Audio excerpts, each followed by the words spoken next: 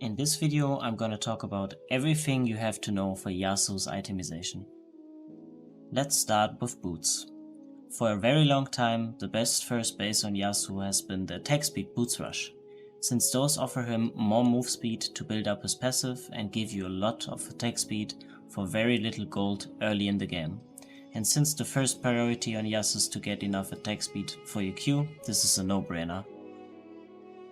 There are certain situations where you are forced into armor boots if you play a very hard matchup and your opponent knows what he's doing. In those matchups, like Pantheon, Renekton or Tryndamere with Ghost, I would really only consider them if you know you're having struggles with those matchups and enemies are smart enough to play against you. If this happens, I would highly suggest buying them after having Noon Quiver for Immortal Shieldbow ready. Magic resist boots on the other hand are a valid option if you decide that tenacity runes are not going to give you enough tenacity to deal with the CC of the enemy team. Honestly, this happens so rarely that I can't recommend this unless the enemy team has at least 4 APs and an insane amount of crowd control. Immortal Shieldbow is clearly the best mythic item for Yasuo. It's perfectly suited for your entire kit. It gives you damage, attack speed for your Q, crit chance for your passive, the shield against dangerous situations, lifesteal for sustain, and tankiness within the mythic passive. You should always build this item after boots. The second item for your core build is Infinity Edge. It gives you the most damage for your second item and should be built second in almost every game. Now is where the complicated stuff begins. From this core build there are many different ways to go, which is very good because Yasuo is one of the few champions in the game that has builds for every different game state and team comp. Let me talk about all the possible items first and then show them an example builds you should be looking for. Bloodthirster is a very popular item because it gives you lots of damage, increases your survivability with lifesteal and the additional shield. It is a very good item. Lord Dominiks Regards is a very good item against armor heavy tanks while also giving you nice damage to squishies. Combined with your ultimate, you end up with only 15% armor left on the target. Mortal Reminder is suitable when the enemy has healings and very cheap, so a very good stat stick if you just want to build it early. Guardian Angel is the way to go if you need armor and can't avoid getting one-shotted from an enemy like Nocturne, or if you're the only winning condition in the game and you're not allowed to die. Death Stance is very good if you need armor but the enemy has less CC or less burst, or if you know that you can survive the burst to heal against the delayed damage. Spirit Visage is probably my favorite anti-AP item because it not only gives you raw magic resist but additionally health to survive the burst and increased lifesteal effects to turn long fights into your favor. A very good underrated item. Blade of the Ruined King is probably the most underrated item in this list. It gives you a little more attack speed for its passive, but not too much to waste gold for a state you don't need. It gives you damage for your kit and additional lifesteal. This item is extremely good against tanks, and because your Q and all your auto attacks, which Yasuo is based around, will proc it again and again, it's very effective. Ravenous Hydra is also an underrated item. They recently changed it this season so that once you complete the item, all your abilities and auto attacks will proc the AoE effects.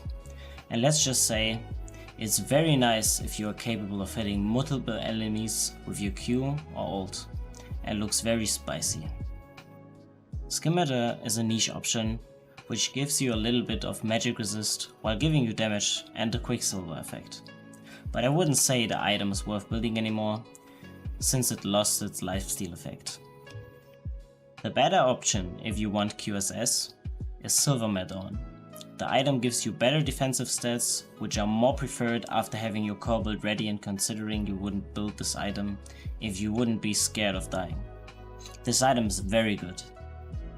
Like Cleaver has one build where it fits in as last item if you want that extra last armor pen while having a little more tankiness in late game, but overall there are better options most of the time. Wits End is an item that many people still get because it used to be very good as second item against AP heavy teams, but that was when it had a healing effect and was way cheaper, which made it incredibly valuable when the first two items on Yasuo didn't include lifesteal. The new Wits End completely lost the original purpose of the old Wits End, and the AP on hit damage can't benefit from a crit chance or armor pen from your ult. The only time I would maybe consider buying it is when you have no AP damage on the team and all the other magic resist items are already bought. On top of that, it's not even possible to buy this item second for laning phase anymore, so what's the point? Now that we know all the items, we can start figuring out in what order you should buy them. After having boots, Immortal Shieldbow and Infinity Edge ready, you want one more damage item and two defensive items, because there's no point of getting more damage when you die too quickly and can't survive long enough to use it. I would usually recommend going one defensive item, then the last damage item, and then the last defensive item. But if there's really nothing scaring you on the enemy team, you can go damage item third. Against APs, those two builds are probably the best. They are both very strong, give you high damage, and still protect you from all the magic damage. If you want a little more damage against high armor tanks, then Lord Dominiks is gonna do the job as third damage item. And if the enemies have quite a bit of HP, Blade of the Ruined King is gonna do the job. If you really feel like you gotta kill tanks and think you can skip one defensive item, then you can build both Blade of the Ruined King and Lord Dominiks. And if you really feel like you have to kill tanks, and you're protected by your entire team, a nice front line, and maybe an enchanter support in addition, then you can even go Black Cleaver last. Against heavy AD, I feel like the most obvious thing is Guardian Angels Insta Death Stance as last defensive item, so I didn't mind putting them on here.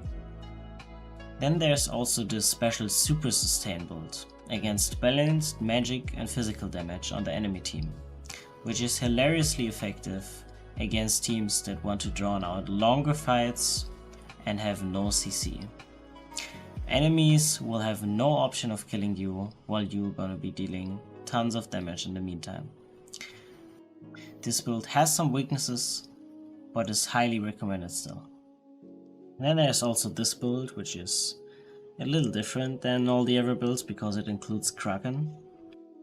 I call this build Squishy Annihilator because it kills squishies extremely fast while healing yourself up against all the incoming damage, but it's not really worth recommending overall, but I thought I might just put it here. If you feel like you need resistances very early on because an enemy is a bigger threat to you, or because you feel like it's going to be very valuable for the next fight, you can sneak in a chain vest after Shieldbow, which you build into an armor item later, and even another chain vest after Infinity Edge, which you build into the other armor item later. You can do a similar thing against AP champions with QSS and Spectre's Call. If you ever want to sell your boots in the late game, then Phantom Dancers show the way to go. It gives you many nice stats, and Spectre Waltz is just super nice. The last thing I want to talk about is building Zeal right after Berserkers. You can do this to cheese a kill and snowball off of it if the enemy lost flash and you keep having close trades in lane, but it will delay your core item power spike. I would only recommend this if you really know what you're doing, but I still wanted to include this into the video. Well, that's it. That's everything I had to say. I hope I explained everything in a pretty easy way to understand. And yeah, if you have any questions, just ask them in the comments. See ya.